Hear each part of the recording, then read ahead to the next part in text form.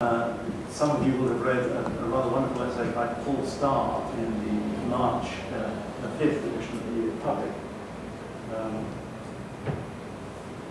One day to reduce news coverage to the integrity of government. It's not just a speculative proposition. Corruption is more like corruption losing power and less reason to fear of exposure. And he quotes a lot of convincing academic research that looks at the correlation between corruption and free circulation of daily news newspapers in society. Correlation is as follows: controlling both economic development, type of legal system, and other factors. There is a very strong association. The lower the free circulation of newspapers in the country, the higher it stands on the corruption index. And there's this passage: news coverage is not all that newspapers have given us. They have led to the state a powerful means of leverage. Led the public a powerful means of leverage over the state. And this leverage is now at risk. If we take seriously the notion of newspapers as a fourth estate or fourth branch of government, the end of the age of newspapers implies a change in our political system itself. Newspapers have helped control corrupt tendencies in both government and business. If we're to avoid a new era of corruption, we're going to have to summon that power in other ways. Our technology and our new technologies do not hold responsibilities. But there is a very distinguished Princeton academic envisaging what is happening with the wreckage of American news media and the likely consequences.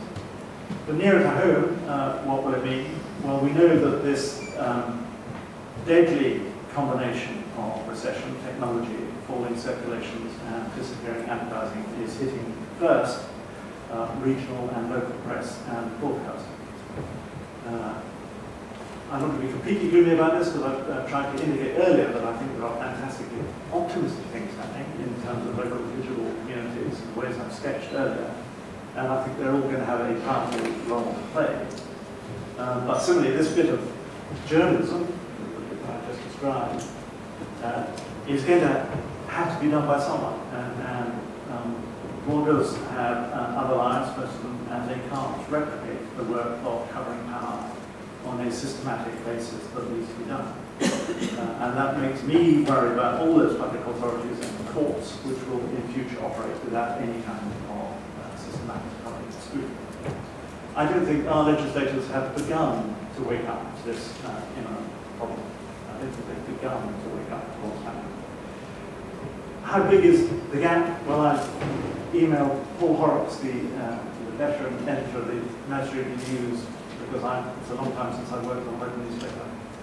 And I said, just tell me, Paul, what's on your news list? What are the authorities that you, as a newspaper, still cover? Because I have a folk memory of what I did on the Cambridge Evening News when I was there.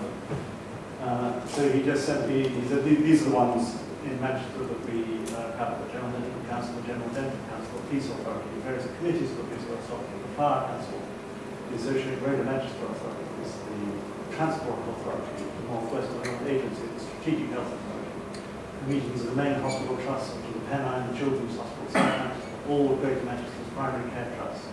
They check Hansard every day for all references to Manchester.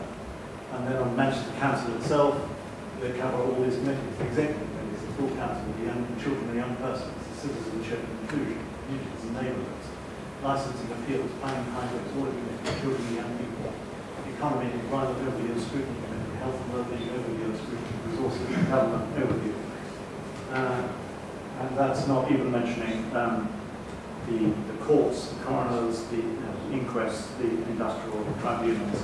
I know a lot of judges are very concerned about this. These courts that are sitting that no one is now reporting justice just going on being uncovered.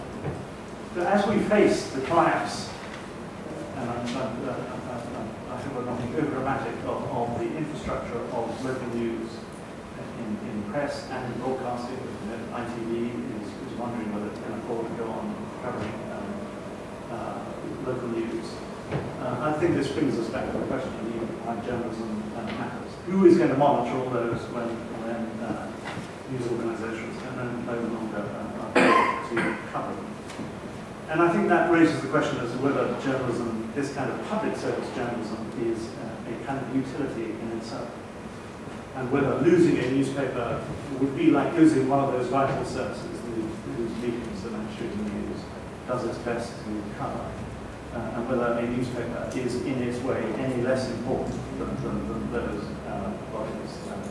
I would say a newspaper is as integral to the life of the community as any of those.